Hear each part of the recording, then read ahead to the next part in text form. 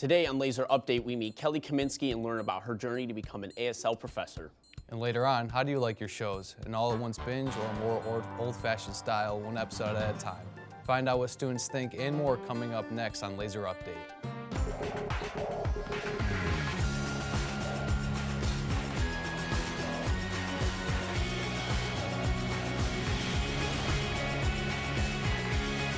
Hello, and welcome to 2024's first Lazer Update. I'm Garrett Smith. And I'm Colin Bennett. And we're starting this year's Lazer Update right after a hopefully restful spring break.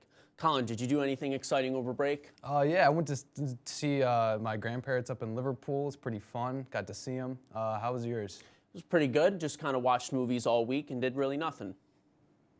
Let's get into our show. Today we start off with a story about a guest speaker who came to OCC and was invited to talk about her books to spread awareness about something invisible to the naked eye. Casey Capilla gives us her story. Hello.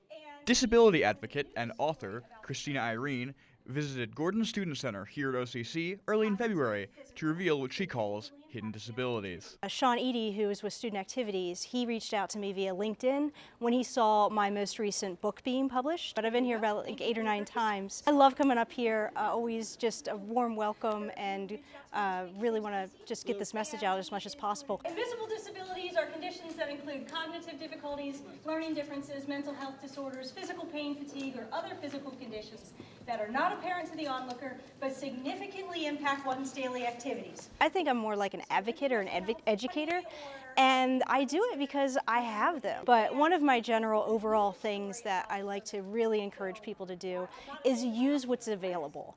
Don't be afraid. I parked in an accessible parking space here today because it's going to make my day better. So, you know, get the modifications, get the accommodations. There's no shame in it, and anything you ever have to do to be your best self, do it. If you'd like to find out more about Christina, her new book, Splat, or any of her other works, visit www.christinairene.com. Thanks, Casey, for sharing that story with us. Another resource that OCC offers free of charge is the Office of Accessibility Resources, located on the first floor of Coulter. If you know someone or know that needs support, see what OAR has to offer.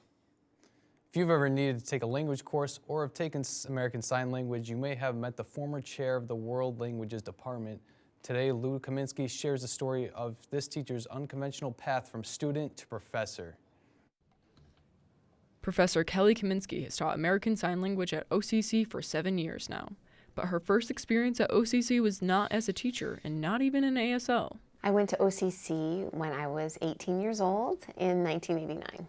I went to OCC because I really loved radio and television, and my dream back then was to be a DJ, which I laugh about now, but I wanted to do something on the radio. My experience in the radio and television program was very positive. I was a nervous freshman, and it really got me out of my shell to be able to have to speak on camera and to do things on the radio. I did take American Sign Language, though, while I was here at OCC. Because I was always interested in American Sign Language, all of my college experience after OCC led to me becoming a teacher. Now I have the opportunity to help students who are coming in. I like to help students know that they don't have to know exactly what they want to do for the rest of their lives right at this moment. I started in the radio television program, and now I'm teaching American Sign Language. So it's my opportunity now to kind of help students and steer them onto their own career paths. Professor Kaminski continues to guide students through their classes and help them discover their other passions. For Lazer Update, I'm Lou Kaminski. If you are interested in having Professor Kaminski as a teacher, consider signing up for an ASL class for the upcoming fall semester. Or if you'd like to test the waters to see if you like sign language, Professor Kaminski also advises OCC's ASL Club on campus. After the break, we're talking all things movies and media. Lou Kaminski introduces us to BMC student and film fanatic Kodak Trombley. And later on, you've heard of the Red Scare, but have you heard of the Lavender Scare? Stay tuned to find out. But first, today from 10 until 1, Planned Parenthood will have their usual informational table set up in Mawhinney Hall, as well as on April 2nd. And Council of Clubs is taking place this Wednesday, 12 to 1 p.m. for student clubs to learn what is happening on campus and discuss upcoming events. Stop by Whitney 301 to get involved.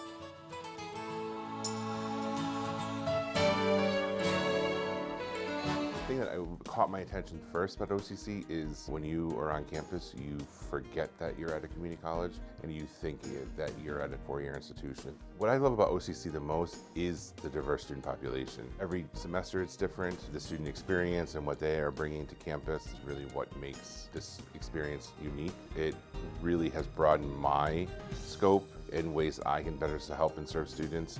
I think that has really made me grow as a professional. I'd say our campus kind of speaks for itself, and there are a lot of people that I've spoken to that they say, hey, you know, just going on this campus tour and seeing the campus is what sold me on, you know, coming to OCC. We want the students to have a good experience here. We have a learning center that is free for our students. The SRC Arena is one of my favorite places on campus, and whether you're a student athlete or not, you know, it's still a really cool building to be in. Visit occ.edu for more information. Explore your potential, discover your talents, and transform your life at Onondaga Community College.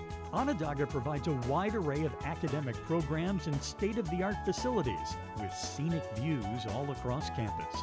Onondaga's diverse mix of students enriches classroom discussions, fuels creativity, and prepares you to be part of a community. Visit sunyocc.edu and discover why more than 40,000 students call OCC their alma mater. Interested in seeing a live performance? Our very own OCC brass musician students are performing this Friday, the 29th at 12:20 p.m. And the OCC Wind Ensemble is playing Thursday, April 4th at 7:30 p.m. Both performances are free and located in Recital Hall and Academic 2. Welcome back to Lazer Update. Now we're going to shift to the world of entertainment and see some different students and thoughts on the opinions on the matter. Ideally, we'd all love to find a major that connects our interests and our classwork. Student Kodak Trombley found exactly that in the Broadcast Media Communications program. Luke Kaminski shares Kodak's story. As a second-year broadcast media communications student at Onondaga Community College, Kodak Trombley has been able to delve into the world of audio storytelling with the 21st Century Radio class.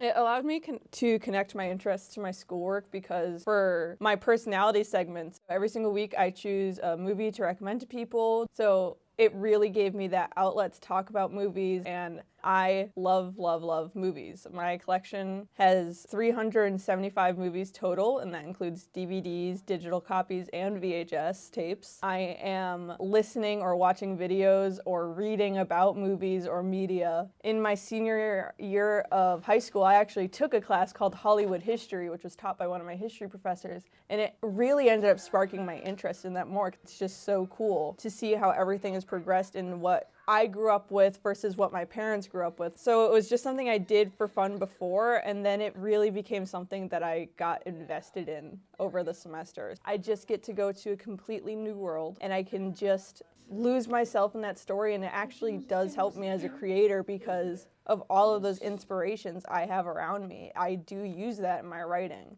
And I feel like that gives me a better mental visual image about what I'm planning and what I want to do with my future. By being an avid film consumer, Kodak has been able to grow as a writer and creator, and with their experience in the BMC program, is on track to have their own successful career in the film industry. If you have any interest in media production, think about signing up for a BMC class next semester. Registration for the fall starts soon, and some BMC classes like mobile media or audio production might be just what you need to add some fun to your schedule. On the topic of media, whether it's Netflix or Hulu or HBO Max nowadays, streaming is king. But the way these different services release their episodes all vary.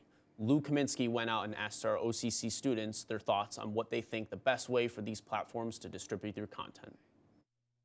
Because of modern day streaming, binging shows is now more popular than ever. Or is it? Today we're asking students if they prefer shows to be released 1 week at a time like traditional television or all at once. I like when they do like once a week because it gives that like anticipation build, especially for like a popular show like Percy Jackson. It gives that like, oh, what's going to happen next episode? You might know what's going to happen, but it gives that build up, like you're excited to watch it, which I feel like a lot of shows are kind of not like that anymore. Like Netflix kind of ruined that. I prefer every episode released at one single time, so I can just sit and binge watch all night, all day. I feel like for me it kind of depends on the genre. I feel like sometimes like if it's more dramatic or maybe something that's like kind of scary, it's better one at a time. But if it's something like a sitcom, I feel like there's no reason we should have to wait like a month for Sally to get her new dog, you know? So it seems the jury's still out. All comes down to his personal preference and the ultimate deciding factor of specific streaming services. For Lazer Update, I'm Lou Kaminski. Thanks for that, Lou. It's a good thing that there are pretty good variety of shows and different services release their shows. It seems like both styles are here to stay. And we're not done just yet. After our last break, we have one more segment that might just surprise you. But first, if you're looking for an excuse to binge this weekend away, check out Severance on Apple TV+. This bizarre psychological thriller shows us a world where at work people don't remember their outside lives, and at home don't remember their work lives. But don't turn on just yet. We've got more for you on Lazer Update after the break.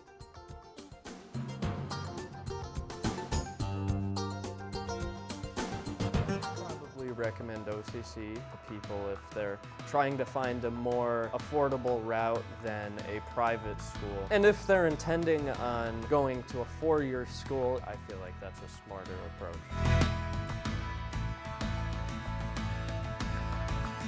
I struggle with math a lot, so it's pretty cool how they offer tutoring. I've been going to that. What will your OCC story be? My favorite part of OCC is that probably everyone here treats everyone with respect. I feel like every time I talk to someone or interact with someone, that normally they treat you with a level of respect because you're going to college and because you have the interest of learning. They give out free counseling, they give out like a lot of events. Like you're not really bored on campus because you have clubs, you have events that you can normally do. The library is free. You can, like if you want to do a box of books, you can go to the library and grab a book. Most of the classes allow that. I found that by going to OCC, it allowed me to enter in programs that would allow me to focus on like my personal life and my work. I think most professors here do want to see you succeed. All faculty here is definitely like more than happy to help, you know, with any scheduling or future planning or, you know, in regards to grades or anything like that. Like I find most professors are more than willing. I could realistically recommend anyone to attend.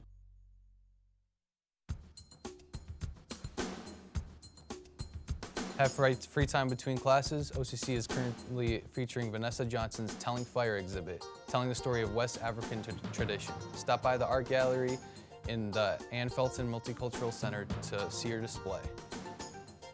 Welcome back to Lazer Update. So far today, we've heard OCC's opinions on film and streaming. We've also gotten an inside look at different students' experiences in different years at OCC. In our last segment for today's show, we take a look at some niche topics you may not have heard of, called Did You Know? Today, Lou Kaminski tells us about some U.S. history you likely haven't learned.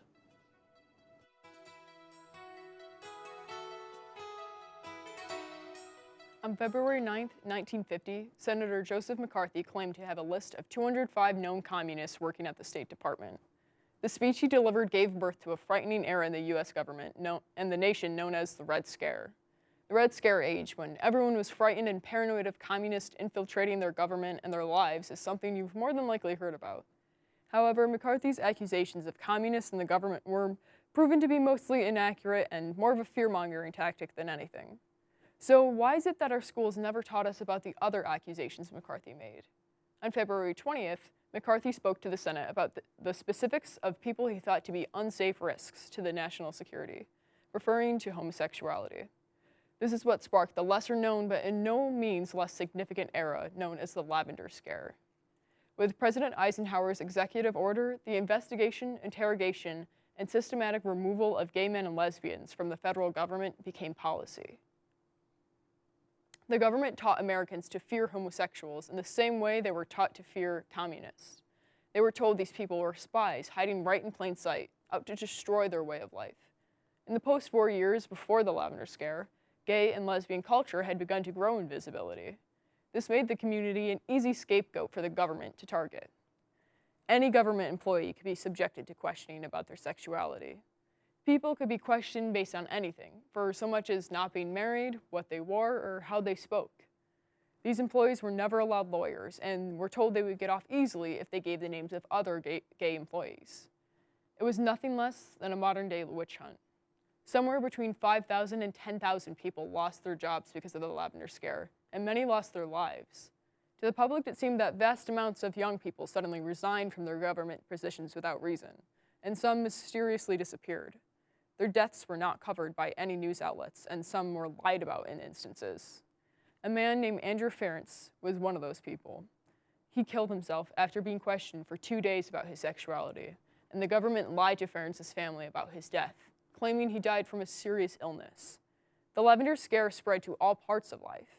It wasn't just the government who stopped hiring if a person was discovered to be gay. If you were a queer person at the time and had been discovered, your life was essentially over. Contrary to popular belief, before this, queer people and their culture were beginning to be much more accepted. The Lavender Scare set progress back on a monumental scale, making even the documentation of gay life close to impossible. Very few photos and stories of queer people exist from this time. Queer people continued to be seen as security threats and were fired from the government positions until Bill Clinton signed the policy out of law in 1995. According to the National Archives, its impact was greater and longer lasting than the Red Scare. The only thing that might be more frightening than the fact that this happened is the fact that something so monumental in U.S. history has been buried and ignored purposefully. The only thing we can do now is learn from it and remember it. And now you know the history of the Lavender Scare. Thank you, Lou, for sharing that very important piece of American history. These are hidden histories that need to be talked about more often. Thank you for joining us for this year's first edition of Lazer Update. 2 new episodes of Lazer Update come out every Tuesday and Thursday for the rest of the semester. So be sure to stay tuned to see what else is happening around campus. We hope you enjoyed the stories brought to you by our very own BMC students. I'm Colin Bennett. And I'm Garrett Smith. Thanks for watching.